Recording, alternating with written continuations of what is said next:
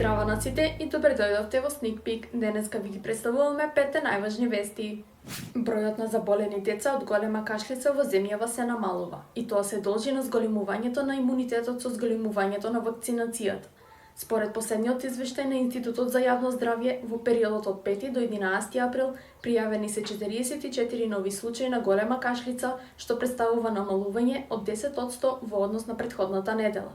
Секторот за внатрешни работи Тетово денеска излезе со подетални информации за пукањето што синоќа се случи во овој град. Од СВР нагласуваат дека нема повредени, а причината е материјална штета. Струмичани на 14 април, недела, ќе имаат можност да се приклучат на акција во градски парк, која има за цел да ја зголеми свеста за искористувањето на велосипедските патеки во Струмица. Настанот се одвива под мотото "Вози велосипед, немаш планети 5". На улицата Скендербеу во Штиме, Косово, денеска е пронајдена артилериска граната за која се сомнева дека од Втората светска војна.